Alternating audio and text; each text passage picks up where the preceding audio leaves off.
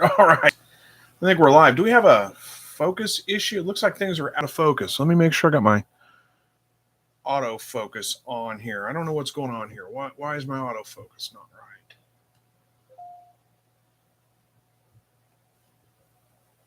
I can't figure it out. Sorry, this is weird. I know. I think we're a little out of focus. I don't know why. Don't know why, but that's okay. Can you guys see? Hopefully, you can see me okay. Hopefully, it's not too distracting because I cannot get it fixed. Hang on. Let me check something here real quick.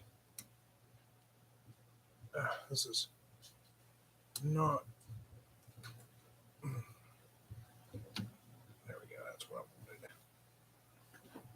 wanted. All right, let's see. That looks a little better, I think. All right, I'll quit messing with things. Hopefully, we're okay. Hopefully, you can hear me, you can see me. Let's get the disclaimers out of the way. This is a weekly live broadcast.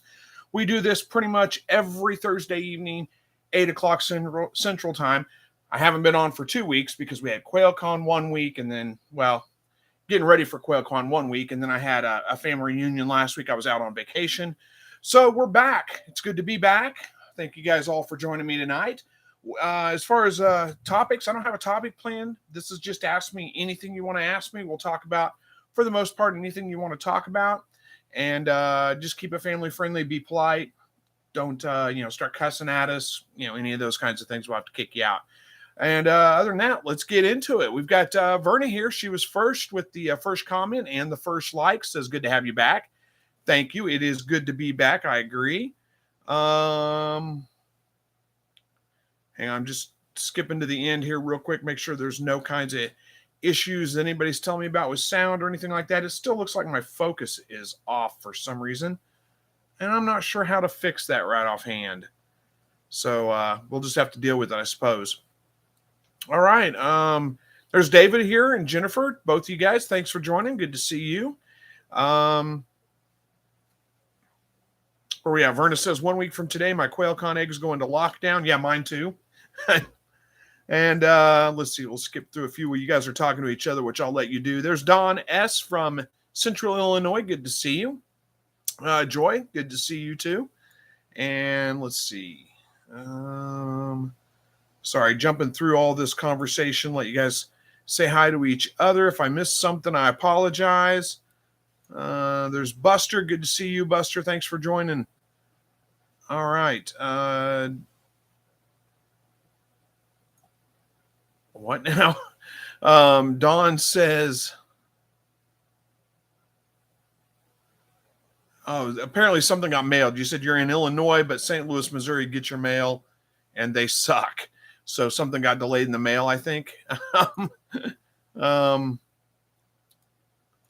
okay. Verna says I look fine. I don't know why it looks like it's out of focus to me. The focus looks off. I don't know. Maybe it's just me.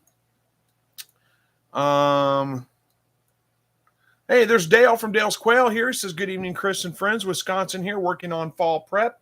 Yeah, I got to do the same thing here pretty quick. We're just noticing tonight especially, it just seems like all of a sudden it's getting dark a little bit earlier. And I know it's not all of a sudden. It's a little bit more gradual. But it does seem like all of a sudden it's getting dark a little earlier. Fall's coming for sure.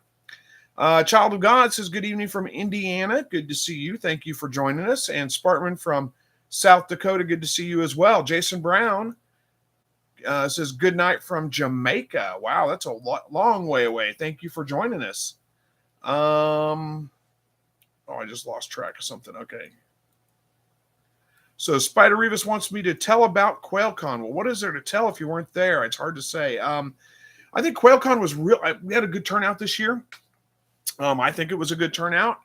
Probably, it just keeps getting a little bit better every single year, and I think everybody would agree with that. One of the biggest things, we had the butchering classes going on. I was really doing a lot of filming, a lot of video work, trying to get a video together for Zach to use for like a promotional video for QuailCon for next year. So you guys will probably get to see that eventually. I don't know that I'll be posting it, but it'll be somewhere around where you'll get to see that video. It's going to take me a little bit of time to put that all together, but there were a lot of workshops going on. We had some really interesting speakers there. We had some, additions, quail additions, or additions to the farm besides quail, a speaker that spoke on that, adding meat rabbits, adding pigeons. He had homing pigeons there, which is something I really want to get into. He was a really interesting guy, had some really interesting stories, just kind of crazy, off the wall kind of stuff. Real interesting guy, fun to talk to. It was a great event all in all. And really the best thing is just we're our third year in QuailCon. So it's getting to a point where you start seeing some of the same people over and over again. It's really a good community. And I think that's what everybody commented about. When I talked to people and said, what do you like best about QuailCon? Almost always the community, the people are so welcoming and so friendly. That's at least part of what they're saying that they like the most about QuailCon. So all in all, I think it was a great event. Had a good time there. I don't know. I probably left a bunch of stuff out, but it's hard. I mean, I can't give you play by play how everything went. It was really good all the way around. All right, Ben says, evening. Hope you're all well. I'm from Northeast England, Great Britain. I have a lot of feathers all over the aviary, but too many birds to count in there at the moment. Do you think they're just molting? It's a good possibility. I mean, that sounds like molting. The other option would be, like a fox or something got in there and got a hold of one of them, because they tend to leave a bunch of feathers behind when they do, or something flushed them, and spooked them and that kind of thing. But you're probably on the right track. If you don't have a big predator problem, it's probably a molting issue.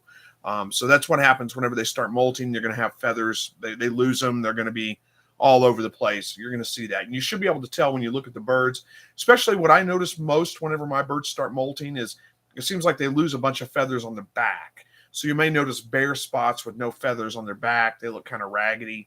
That's molting, more than likely, for sure. Florida Living says, hello from Port St. Lucia. Is that it? How you pronounce that? Florida. Says, question, quail poop was runny. Could it be heat? And welcome back. Well, thank you very much for that. I appreciate that.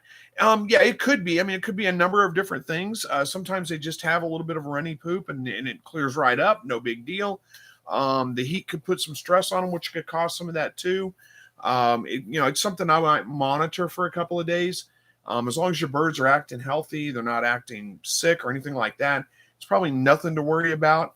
There are other things that could cause that too, though. Things like coccidiosis and some of the other kinds of parasites or things. But again, monitor for a couple of days. Don't just jump to the conclusion that there's something wrong with the bird, because chances are it's probably nothing. So hopefully that answers that question. Sorry, I had to get a drink. I got a little bit of a dry throat today. There's Ben says, hey, a very long time no speak. It's 2 a.m. here in Great Britain. Good grief, that's early. Well, thanks for staying up late or getting up early, whichever it was that you did, and for joining us on the live broadcast tonight. Hopefully we get all of your questions answered for you. There's Bob says, howdy, Chris. There's a respiratory illness that young chicks get is there a respiratory illness that young chicks get if it's too cold? Mine are 4 weeks in a hutch. I copied from you. Got down to 46 last night. They all seem okay this morning. So they're 4 weeks old. By 4 weeks old, 46 should not bother them. I mean, if they're at all acclimated, they should be just fine. I wouldn't worry about that at all, because at that point, they're pretty much fully feathered out. Yeah, there are respiratory issues, whether it's a respiratory illness, like a virus or anything. Not necessarily, but there are respiratory issues that can develop in chicks if they get too cold. But there's also, birds tend to get respiratory issues when something goes wrong. I mean, that's one of the areas where they tend to kind of show it the first, is respiratory issues. So yeah, it could definitely, if your brooders are too cold or something like that, it could lead to respiratory issues. If you have too much of a dusty environment, that can lead to respiratory issues in chicks. But at 4 weeks old, they're like more than halfway to adulthood. I mean, they should be fine. You don't really need to worry about that. So I wouldn't worry. I think they'd be just fine.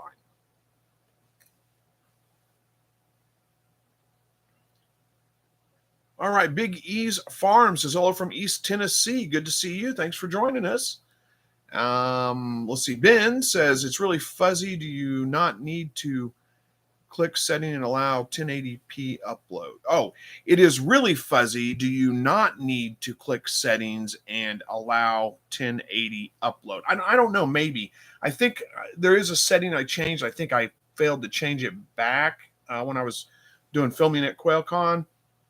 That's probably it. But I'm right in the middle of a live broadcast right now, so I can't do it because it's all running through the computer. I can't get to it.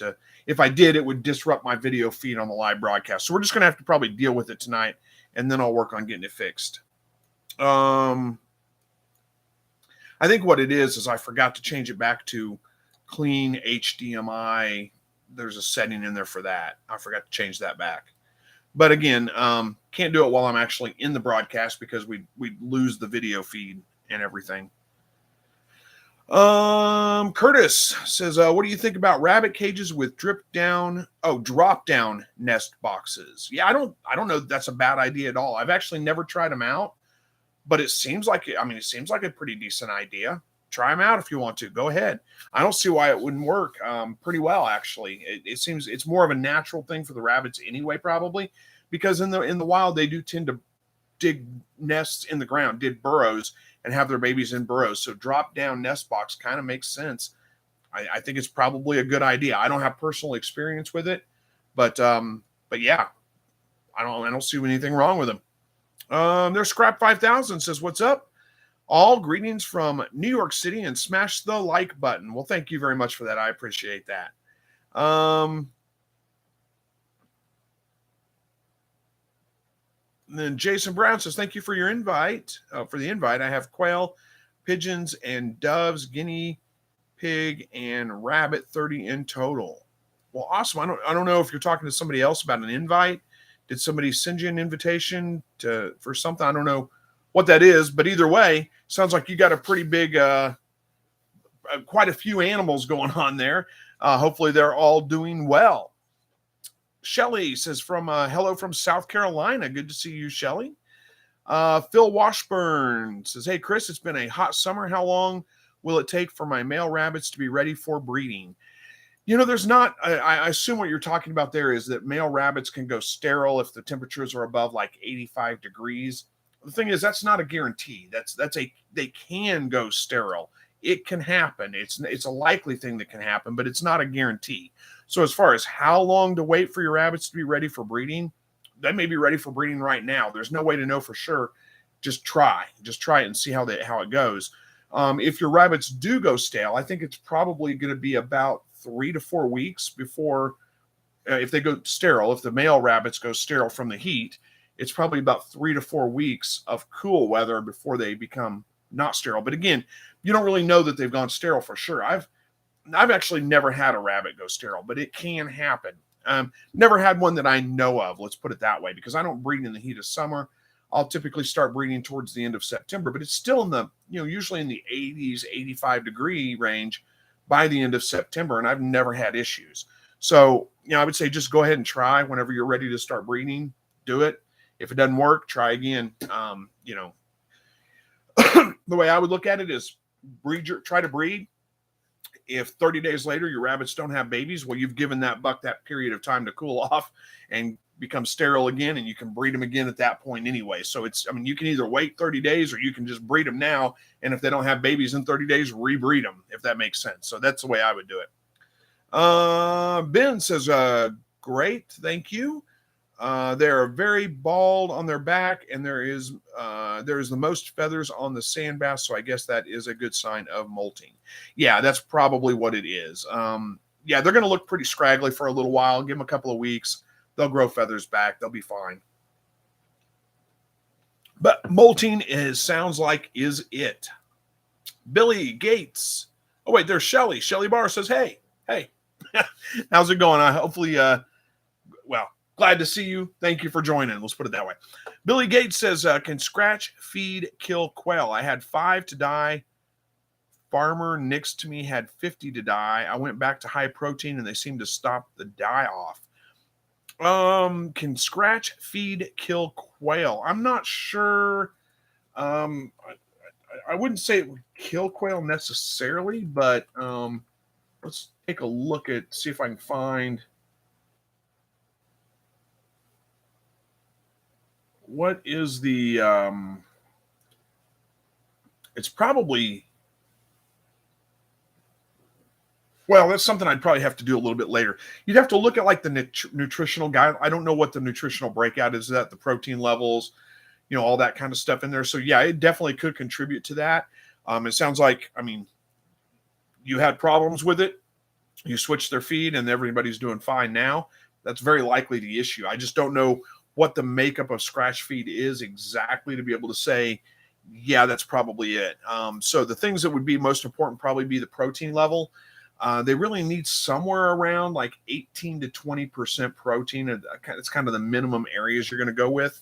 But there's also vitamins and things like that. Now, how long were they on this scratch feed before you had some of them die? They also it may be because scratch feed, if I'm not mistaken, isn't it full grain? Like, I may be wrong on that one. I don't typically. It may be, yeah, it looks like it's mostly corn, isn't it? And if that's the case, quail are like any other kind of bird. They have a crop where they need to be able to, they need grit to be able to grind down like full grains and seeds and those kinds of things. So if that's why when you feed them like a commercial game bird feed that's a crumble, they do just fine on that without grit. But if you're feeding them something else like whole kernels of corn and that kind of stuff, they're going to need something to be able to grind that down. And that may be the issue you ran into as well, or a combination of the two, nutritional breakout and the fact that it's full kernels of corn or whatever, much bigger chunks that need to have some kind of grit to break down. Now, if you've got a sandbox, that should act as the grit for them, but still, it could be a combination of those two things. I can't say for sure that it would excuse me. I can't say for sure that that's what did it, but that sounds like you're on the right track with that. Switching back to a good crumble feed is probably what fixed the issue. So I think you're probably on the right track. Guidro's Family Farm says, hey, friends, don't get too excited. It's Aaron, not Christina. Well, hey, we can get excited for Aaron, too. Hey, it was good seeing you guys at QuailCon, by the way. And thanks for coming. Thanks for joining the live broadcast. Hopefully, we'll get to run into you again next year. Tony says, hey, from Toronto. Good to see you, Tony. Thanks for joining. Unemployable says, do you have any thoughts on Tamuk rabbits? I was not impressed with A&M quail, so not sure if Tamuk is actually good or just promoted by Texas University. Okay, so yeah, I have thoughts on Tamuk rabbits. I think they probably are a good breed of rabbit. They're basically a New Zealand white. You can't go wrong with New Zealand whites. They're a great meat rabbit breed. Now, the one thing that you may run into problems with, Tamuks are bred for heat tolerance. And everything I've looked into, I don't have personal experience, but everything I've looked into says that they have done a really good job with heat tolerance. So that's a good thing. They're basically a New Zealand white bred for heat tolerance. The thing you may run into, though, is that with my New Zealand whites, all of them I've ever had, especially the does, the bucks tend to be pretty mellow, but the does tend to be a little bit neurotic, kind of hard to handle. They're the ones that get kind of grumpy. You stick your hands in the cage, they can lunge at you and that kind of stuff. So you may have some temperament problems with them from time to time. That's not that big of a deal. I mean, they're not like the rabbit from Monty Python that bad, but they can be a little bit on the jumpy, kick and scratch kind of side. And, like the silver foxes I have now are really much easier to handle. But, that's going to be rabbit dependent too. I mean, not every New Zealand I've had has been that way, but they do tend to be more that way than some of the other breeds that I've had. So hopefully that answers that.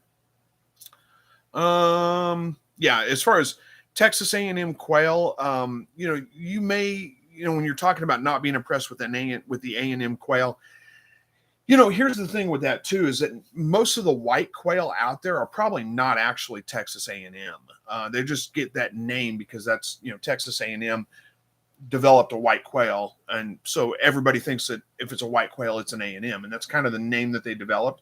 But they're probably not the exact same. They're probably more like an English white or something like that those genes got passed down. I wasn't impressed with the white quails either. They tended to be, I had aggression problems with them. I don't like the fact that you have to vent sex them.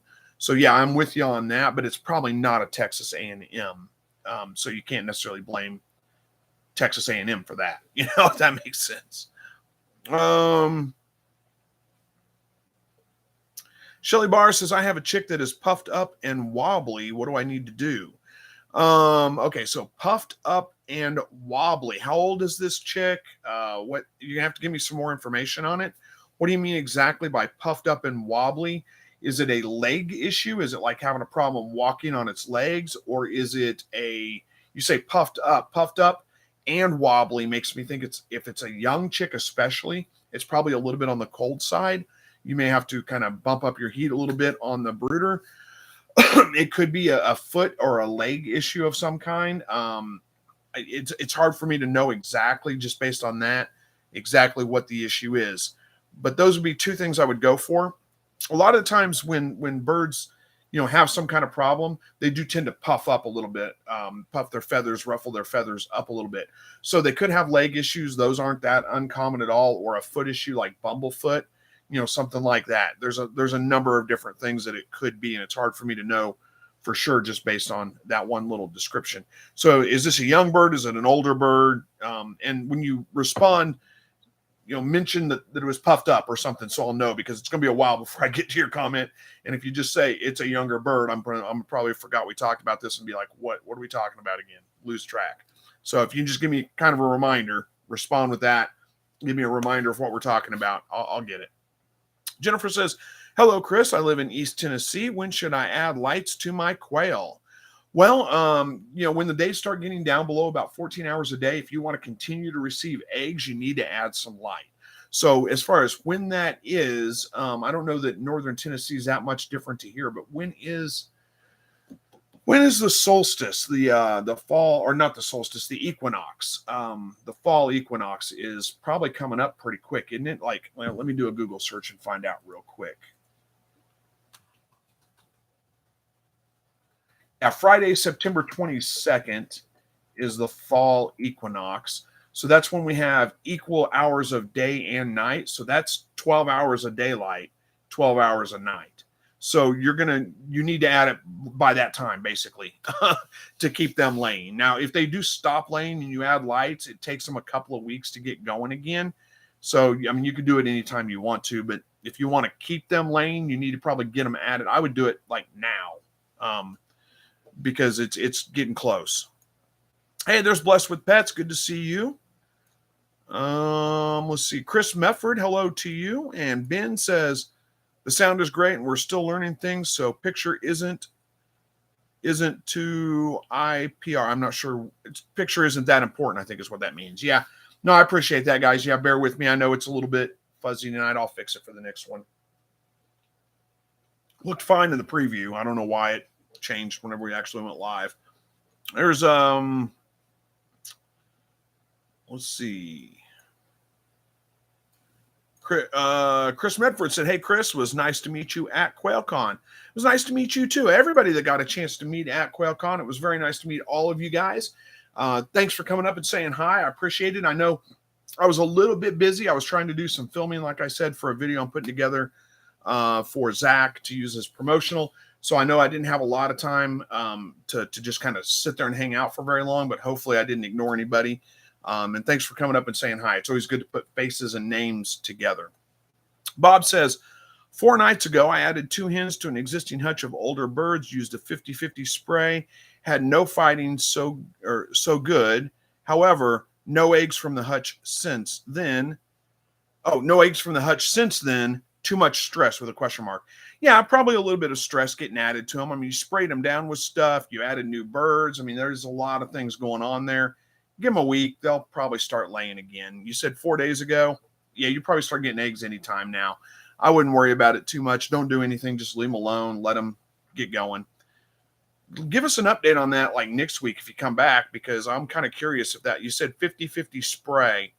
So is that 50% vinegar, 50% water? Is that what you used?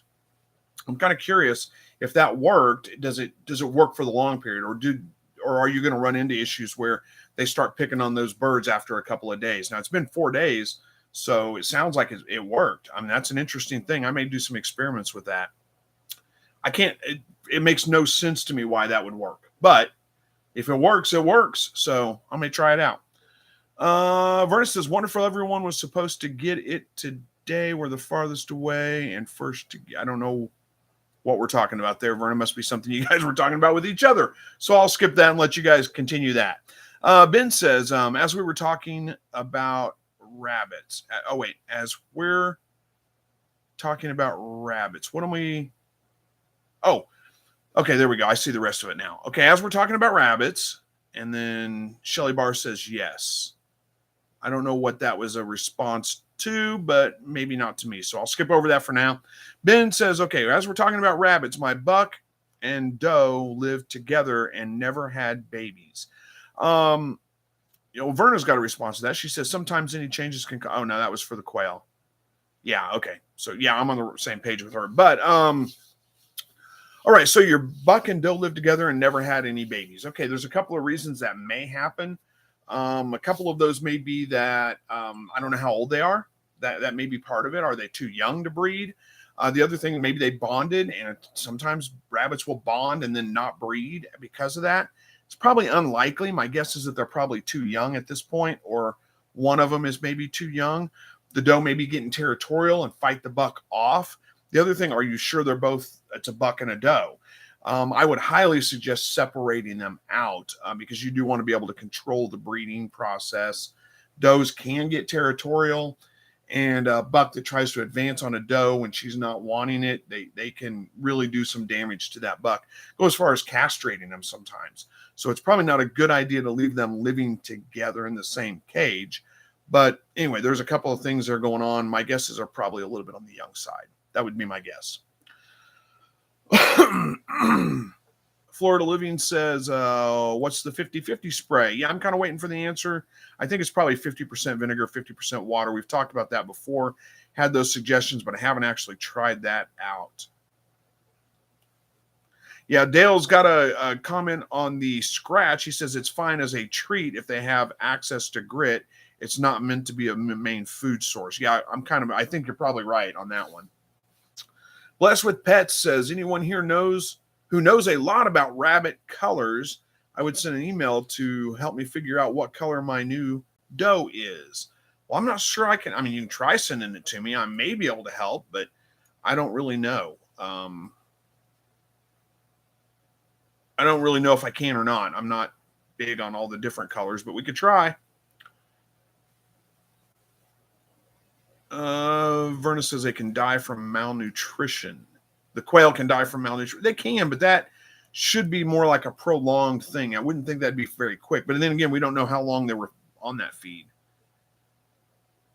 Florida Living says they need the protein right, like 30%. They don't have to have 30% protein. No, once they're adults. I mean, the younger birds, it's a little bit more important to have a higher protein for them because they're growing. And it really helps whenever they're like going through a molt. Feathers are pretty much pure protein. So it takes a lot of protein to regrow feathers. And it's good to have a higher protein whenever you're going through a molt or something like that. But really, I think somewhere right around 20% is really the kind of the minimum is where they need to be once they're in adult stage. Now, I feed all my birds 30% protein. That's all they get. They do just fine on that. But you don't have to go that high on your protein. Ben says he tries, but she won't stand, only even seen him try once in about 4 months. Okay, we're talking about the rabbits living together. Okay. So, how old are your rabbits? Again, that would be my guess, is that your doe may be a little bit too young, not ready to breed yet, and she's going to definitely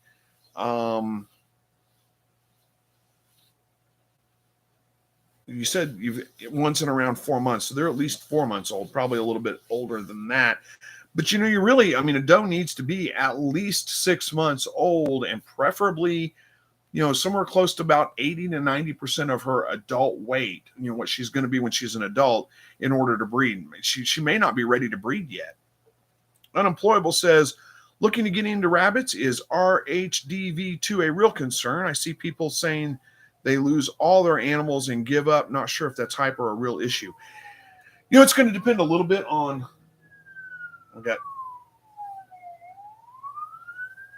you guys can't see it, can you? Yeah, it's out the window. Cops or ambulance or something go by, kind of drew my attention for a minute. It depends a little bit. RHDV2 is not an issue here. I don't know that there's been any. I think maybe 1 or 2 reported cases in the state, and they were like at a fair or something like that. So probably rabbits brought in somewhere else, but I don't even know where that is. It's not an issue really right here. It depends on where you're located as to how big of an issue that is. You're going to have to look it up and see if it's actually been, an issue in your state. Now, yeah, there are definitely some people that have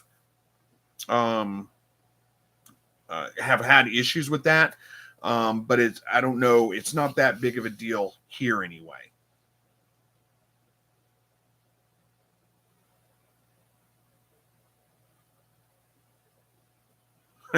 Verna's got a good suggestion. Says she's talking to Ben about your rabbits not breeding. Says you may have to separate them for a month or two as he has been put in the friend zone. That's probably a good way of putting it. Phil says, thanks, Chris, on the breeding info. We'll start this season breeding in October. My older buck needs his nails trimmed. Do you have any tips? Well, I mean, there's not a whole lot to it. You just trim their nails back a little bit if you need to. I don't actually ever trim my rabbit's nails. I just don't mess with it.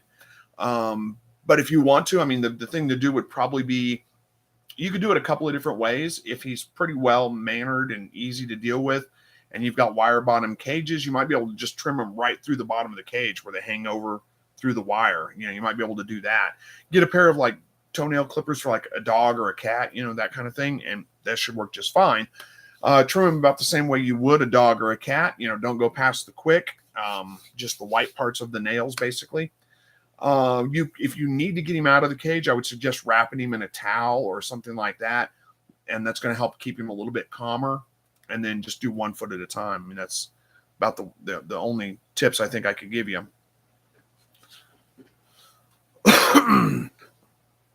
Florida Living says, gave the rabbits up. Breed was good, had lots of meat. Husband hated them, so no, we had to get rid of them. I had New Zealand Flemish.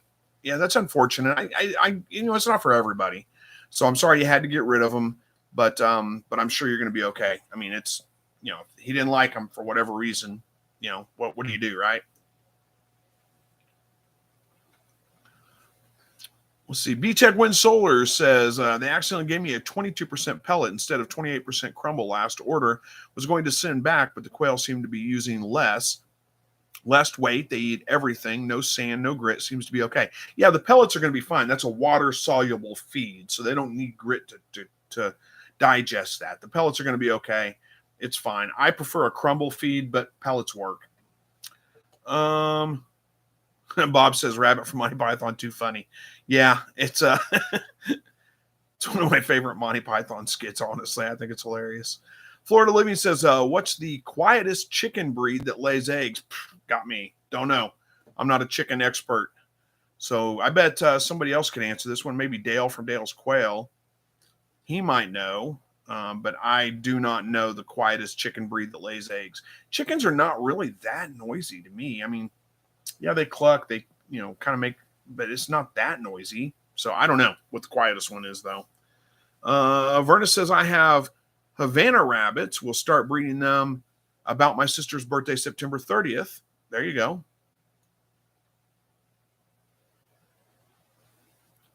Florida Living says, I bred my jumbo with speckled and Faro and Italian. Let's just say all my quails are different colors. Yeah, you can, you can get all kinds of crazy colors when you start mixing those different breeds together, But the thing you're going to run into, too, though, is you take your jumbos, you breed them with the other birds, you're going to start getting smaller and smaller offspring. You breed the jumbo out of them pretty quickly. So, and it may not be an issue, it may not be something that's going to bother you. It's just what happens, so.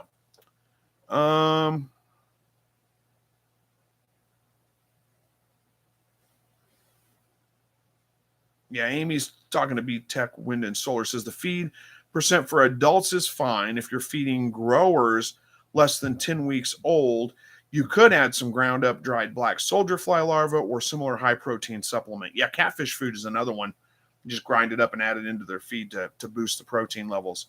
But yeah, you could definitely do that. Just you wouldn't have to necessarily buy a higher protein feed for your young ones. You could just get a protein supplement of some kind. Or if you want to make it simple, just buy a higher protein feed for your younger birds. JJ Willow says, hi all on the road, can't see chat too well. Well, that's okay. And you don't need to be texting or typing in while you're driving down the road or anything like that. It's okay. But Thank you for joining us tonight. I appreciate that. There's Amy B. Good to see you. Let's see.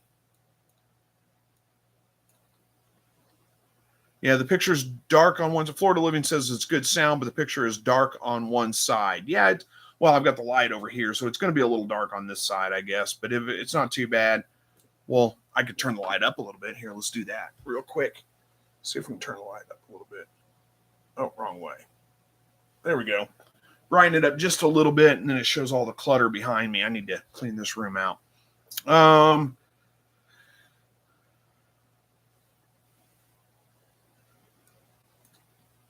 So Verna says, Chris, I have my Havanas coming to the door to get pets already. So yeah, they're super friendly, huh? I haven't raised Havanas before. Maybe something I need to look into at some point. Who knows? Amy says a new kid on the block laid their first eggs today. Well, awesome. Congratulations on that. Amy says, Verna, you'll have to have them doing tricks soon. They can do agility like dogs. Well, that'd be something, wouldn't it? Bob says 50-50 water and vinegar is supposed to make them all smell the same. Thought I heard it from you. Well, we've talked about it before. You may have heard it from me. I mean, I've talked about that because other people have given me that tip. I actually haven't tried it out because I usually just move my birds in when they're young and they do just fine. I don't have to worry about it. But and it makes no sense to me why that would work. I mean, I've heard that before too. It makes them all smell the same. But as far as I know, birds don't have much of a sense of smell. So I don't know why that would work. But if it works, it works.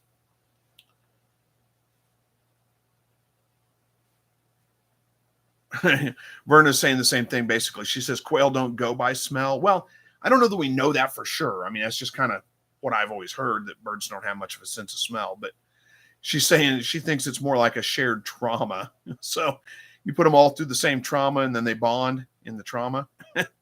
Maybe. I don't know. Andy Rabbit, good to see you. Thanks for joining. You cleaned up at QuailCon. She won like half the raffles there. Verna says, Chris, the Havana rabbits I got from Andy Rabbit is a solid black buck and 2 broken does. Nice. My rabbits came from Andy Rabbit as well. Well, 3 of them did. JJ Willow says, Katrina at So and Terra really knows rabbits. Might ask her about which rabbit you have. Well, that's not a bad idea. You could ask her for sure. Ben says, they're best friends. They have 24 square feet indoor and 24 square feet outdoor space, 24 hours a day. I'm looking forward to the 50-50 spray experience. So the best friends are the rabbits, I think is what you're talking about. The rabbits you can't get to breed. Yeah, they probably bonded. And I think Verna's on the right page. You know, she's saying that basically the buck is in the friend zone, more or less. Jacob Wolf says, what line of jumbo quail is the best for meat and eggs? I thought I heard that Egyptian or wild is the best for meat and eggs. I haven't heard or read much about white or white wing quail. Okay, so in my opinion, jumbo wild is the best. And sometimes they're called jumbo wild. Sometimes they're called jumbo pharaoh. Sometimes they're called jumbo meat maker. They're really all the same thing. But in my opinion, that's the best for meat and eggs for a number of reasons. They get as big or bigger than any other jumbo quail out there. They lay just as many eggs for the most part, maybe slight differences, but for the most part, they're going to lay just as many eggs, and you can feather sex them. So you can look at them and just see that's a male, that's a female. You don't have to do any vent sexing or anything like that. Also, I find their temperament seems to be a little bit better than some of the other birds too. So I really like those. Those are my favorite. I don't see why, and if you're raising solely for meat and eggs, I don't see why anybody would want anything else. But, that's just me. I mean, you can definitely get, if you want some pretty colors and along with meat and eggs, then go with some other colors. Ben says, experiment. If it's that easy, I'll cry. I'll cry? I'll try, maybe is what that means. I don't know. Yeah, Verna says the same thing, jumbo wilds. Maybe a little shorter words, but same thing. Chad says, have Celadon and Jumbo Caturnix. The Celadon are aggressive during breeding, looking for more eggs. Okay, so I'm not sure exactly what you're getting at with this comment, but Celadon is really just that they're going to lay blue eggs. I mean, that's all that is. It's just a gene that makes them lay blue eggs. So you can have, oh, my egg turner is turning. It caught me off guard. Didn't know what that sound was.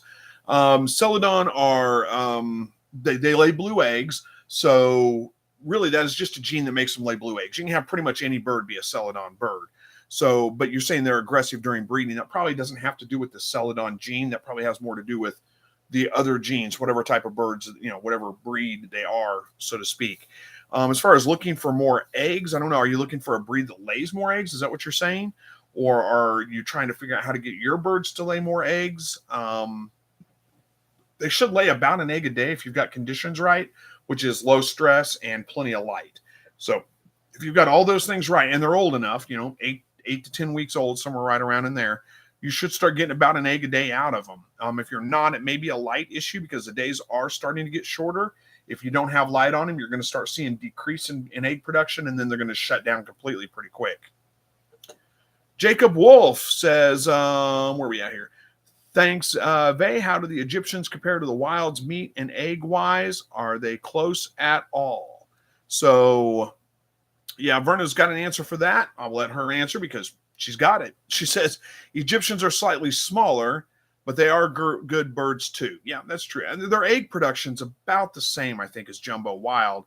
Probably maybe even a little bit better. I don't know. I get pretty much an egg a day out of all my birds. You can't really get much better than that. And Egyptians are going to lay about the same, an egg a day per bird. It's pretty close. There's not going to be a huge difference in egg production. They are slightly smaller, so you might get slightly smaller eggs out of them. It's not going to be hugely different though. So, if you want Egyptians, go with Egyptians. Florida Living says, I noticed the bottom of the bag, it's been molding. My feed bags are in the house under air. Tractor Supply said they have been having that problem. I have not had that problem. That tends to be a moisture problem. You said under air. I mean, moisture and warmth is what kind of tends to lead to mold growth. Yeah, that's not a good thing. You don't want mold in your feed. So, if it's in the bag that way, when you open it up, then yeah, I'd definitely get back. I mean, I'd take those bags back, get with your feed supplier because that's not right.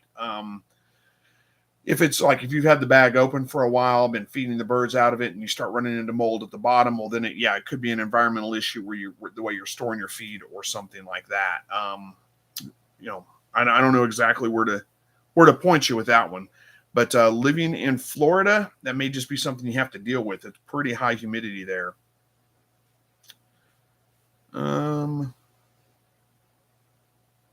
Curtis Snow says, those sirens made me look out my truck window, thought they were coming from me. No, not this time. I didn't know if you guys could hear them or not. Don says that I have jumbo Egyptians and browns. The browns are larger than Egyptians and easier to breed. Interesting. I had some Egyptians at one time. I didn't notice any problems with them not wanting to breed well, but they're definitely not as big as a jumbo wild. How are we doing on time here? We got about 15 minutes left, a little over. So we're doing okay. Blessed with Pets says, I'm so happy with how my rabbitry is going. I now have 2 bucks and 9 does, all purebred Holland Lops, and about 70% of them are pedigree. And I've gotten a litter that just opened their eyes and 7 pregnant. Wow, you got a lot coming on. Congratulations. I know you had some problems there for a while, and good job just kind of working through that. Keep going. It's paying off now, so congratulations. There's RBL Jackson. Good to see you. Says hello to everyone, or evening to everyone.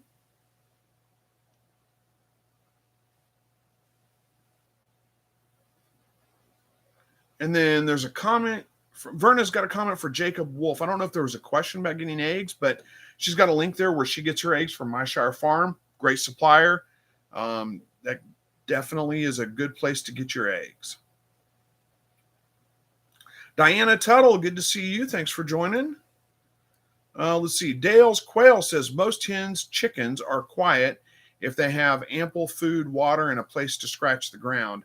Our roosters are also quiet as we collar them as soon as they begin to crow. So you don't really have a suggestion on necessarily one breed being much quieter than the other. Just as long as you have the conditions right, your chickens aren't going to make too much noise. My neighbor's chickens don't make a lot of noise. Every once in a while you hear them like the egg song, that they make whenever they're laying an egg, but it's not that noisy. It's not really that big a deal.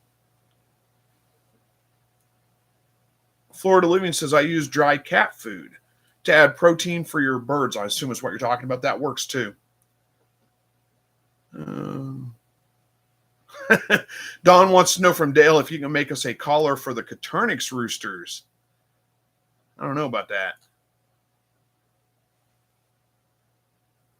JJ Willow says, I'm supposed to have standard size quail, but their eggs are 15 plus gram. Well, that doesn't sound like a bad problem as long as you're not running into any kind of issues with like prolapse or any of those kinds of things. That sounds like a good problem to have.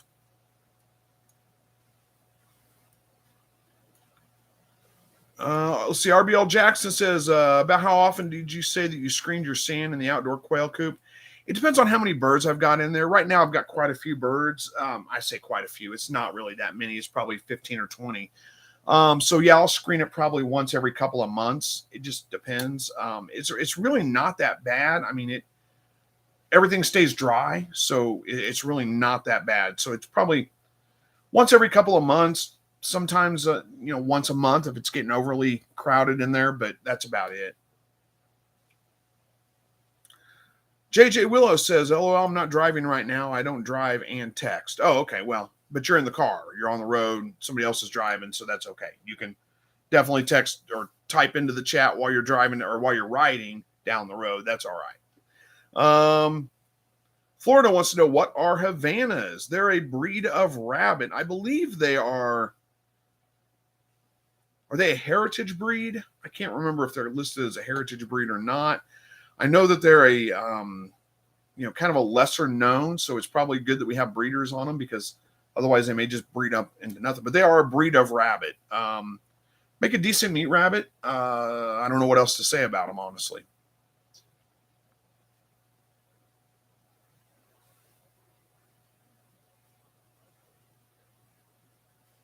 Did I miss Dale's comment? Oh, there we go. Oh, Dale says for the quail collars, says grab a piece of Velcro and try it out. And Don says, good idea. I'll have to wait till I'm culling roost to test it on in case I get it too tight. Yeah.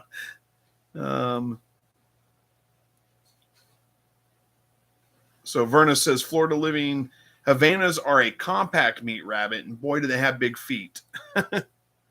Amy says they're a medium-sized breed.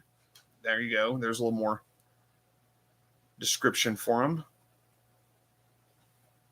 Don says to Verna, place your birds. Wait. Oh, your birds are inside, not outside. That is the big difference. It could be. But I don't know that there's no real difference between being inside or outside as to how noisy they're going to be. They don't bother me. They sound a lot like a songbird, so I don't really care. My neighbors aren't complaining. It's no big deal. Andy says, LOL, I did get some good prizes at QuailCon. Yeah, you did, didn't you? Seems like you won everything. I know you didn't win everything, but it sure seemed like it at the time. Hey, but good. You deserve it. Good. Congratulations to you.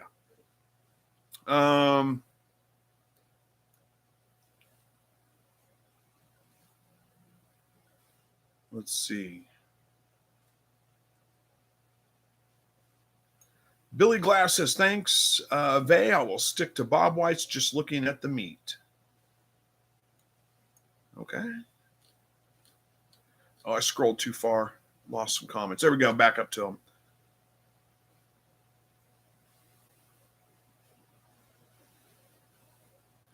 Don says, see, I already got busted last week and they knew it was not a wild bird. Yeah, if it's bothering your neighbors, that's a different thing, but my neighbors don't care. Florida Living says, I cooked my quail maybe too long. Any suggestions how long to bake them? I believe quail usually is hot and fast. It's usually, if you're doing, it depends on the temperature you're baking them at. I'd say, somewhere around 400 degrees if you're just baking them. Go till it's probably going to take somewhere around 10, 15 minutes, maybe. Just do a temperature check, check them at 10 minutes and see if they're done. You want it to be about 160, 165 in the breast. If once they hit that, they're good to go. But it shouldn't take very long. They're not very big, so you should be able to cook them pretty quick. It just depends on what you're cooking them, how you're cooking them, what you're cooking them with, and lots of different things, what temperature. But probably about 10 minutes at about 400 degrees is pretty close. It may take up to 15 or 20. It just depends. Jesse Mills says, hey, Andy, the rabbits are doing great. My daughter goes out to water them when she gets home from school. She loves playing with them. They come right up to say hi. Well, that is good. Verna's got a link to the cookbooks. So if you need some help with cooking quail, there's a good resource for that. Unemployable says, I would guess silkies are very quiet chickens. I know people who have them indoor as pets. Now, that may be true. I don't know. I haven't really dealt with silkies a whole lot, so I don't know how loud they are. RBL Jackson says, how often do you cull your layers and rotate to younger birds? It varies a little bit. Let me grab a drink. It varies a little bit. I probably, I don't really keep real strict close on. It's not like these birds are this old, it's time to cull them and replace them. I typically will replace birds probably about once every year and a half, somewhere around in there, but sometimes it goes quicker than that. But I've had birds at least 2 years, before changing them out for new birds. I do try to bring in some new blood every couple of years, like get some new eggs, different bloodline to keep everything going. But other than that, I don't have a real strict guideline on once they reach this age. Now, I know a lot of people will say, 8 to 10 months, they want to cull those birds. I don't notice huge differences in production from my older birds, though. I've had birds up to 2 years old that are still laying pretty much every single day. So I don't really notice huge issues with it. I'd say most of my birds, I'm probably somewhere around a year and a half is probably about the time I'm getting them culled and moved out. Andy Rabbit says, I had a crazy day. I did CPR on a guy. I took his wife some dinner at the hospital, and she said that he was still in the iffy zone. Please give some prayers for him and his family. His name is Jim. Oh, yeah, absolutely will. Glad you were there to help. Yeah, we'll absolutely pray for him. Florida Living says, thanks for sharing your info. Learned a lot. Good night. Well, thanks for joining. Glad we were all able to help, because I know I wasn't the only one. I know there's lots of people in here, and that is the great thing, is we always have somebody in here that's willing to answer a question if I can't, or before I can even get to it sometimes. So thank you for joining us. I'm glad you got the information you needed.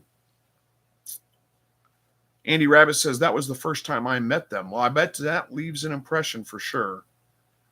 Billy Glass says, thanks, Faze. Bob White's the all I found where I live, so I went with them.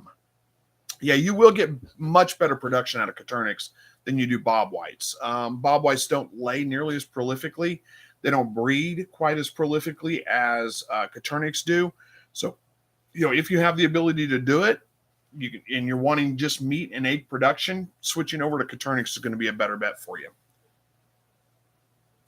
Verna says moldy feed needs to go back to where you got it. Yeah, I would agree. If it's moldy when you open the bag up and you got mold in the bottom of the bag, yeah, I'd take it back. Andy Rabbit says to Florida Living, wrap them in bacon and bake. Yeah, that's not a bad idea at all. Wrapping them in bacon is good.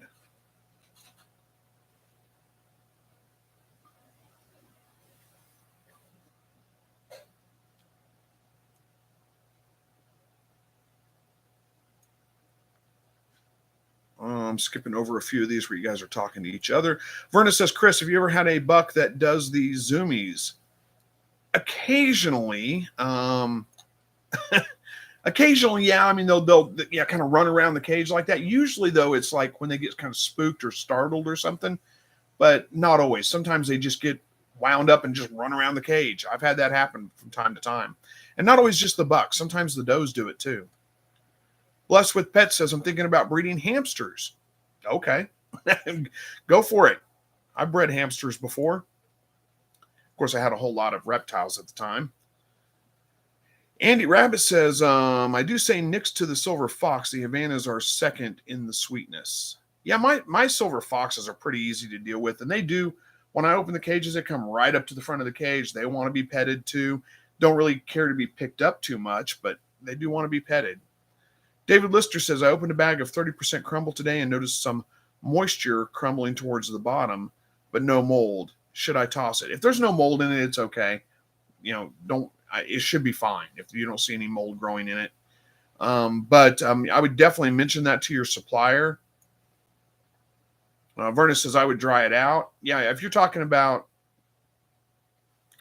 some moisture / crumbling towards the bottom, if it's just a little bit, don't worry about it. If it's like a significant amount of the bottom of the bag, well then, yeah, go back to your supplier. But if it's just a little bit, I wouldn't worry about it.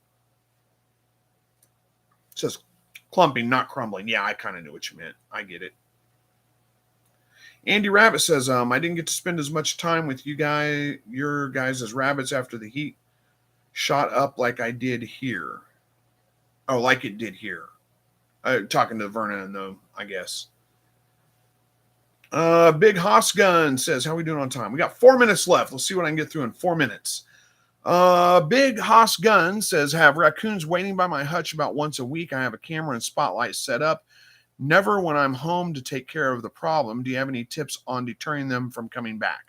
Well, there's a couple of ways you could do it. You could set out live traps and try to trap them. If you have access to a electric fence, you could string up an electric fence around your hutch. Take some pieces of like aluminum foil, spread some peanut butter on them, and fold them over that wire about once every, 4 feet or 3 feet or something like that. Put a strip of that aluminum foil with some peanut butter on it, and that raccoon's going to be drawn to that aluminum foil, stick their tongue out to lick that, and bam, they're going to get a shock, and they'll probably never come back. So those would be the 2 different ways that I would think about dealing with them: trap them, relocate, or deter them with electric fence. Just so you know, I did have an issue with the fox coming up and getting to my birds. I strung electric wire around. I didn't put peanut butter on it because I didn't need to. He's coming to the fence or coming to the hutch, and he hasn't returned since, and that's been a couple of years. It got him pretty good when he came to grab, he was grabbing their feet through the wire and pulling their legs off, and he hasn't been back since. And like I said, it's been a couple of years. Phil says, thanks, Chris. Hope you have a great night. We appreciate you. The Silver Fox trio that you sold us are doing great, and they are sure enjoying this cooler weather. Thank you very much. Well, you're absolutely welcome. And I'm glad that worked out. I just put the connection together, who you were. Now I know. So I'm glad to hear that they're doing great. Mine are doing great too. So I'm getting ready to start breeding again. Andy says the Havana is named after the Cuban cigars. I didn't know that for sure, but makes sense. Amy says, my quail roos have quieted down in the crowing. They're about 9 to 10 months old. Any insight? Yeah, that's pretty common. When they first come of age, they're like teenagers. They're all hopped up on hormones and start crowing, and they make a lot of noise. But as they get older, they do mellow out and calm down a little bit. Andy Rabbit says, I was really hoping they didn't pull my ticket out of the yellow incubator after I won the GQF. Yeah, I know what you mean. JJ Willow says, we had some Cooper's hawks slamming into the outdoor quail coop. Hawk broke a few feathers, but quail is fine. Yeah, I had some issues with some young Cooper hawk. One young Cooper hawk. He was never able to get into the hutch, but he was on top of my cages and crawling underneath them, trying to grab them through the bottom. He never did get any of them, and he ended up giving up and moving on. How we doing? 59. It's about time to wrap this one up. I'll scroll through. Verna says, I think it's funny when they do the zoomies. It makes me laugh. Yeah, it is always funny to me too. But let's see. There's another comment for me. Blessed with Pets says, Chris, do you think I could keep hamsters outside under a cover in separate location in Louisiana? Probably. Yeah, in Louisiana, it doesn't get that cold. And yeah, they probably would do fine. I've never tried, but I don't see why. You're going to have them in a cage, though, because they can dig out of just, you can't just put them on the ground. They'll dig a hole and get out. And S.O. Swanson made it from Mississippi with a minute to spare. Yep, we're wrapping this one up, but thanks for joining us. I appreciate it.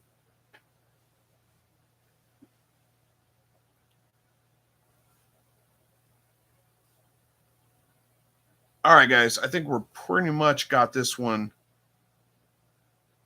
I think I got all the comments responded to. This is a good place to go ahead and wrap this one up. My wife has got dinner going. Need to go eat some dinner and go to bed so I can get up and go to work tomorrow. So thank you guys all for joining me. I appreciate that. We'll see you guys next week. I don't see any reasons why I won't be here next Thursday. Should all work out. And again, thanks for joining me. We'll see you guys next week. Until then, God bless.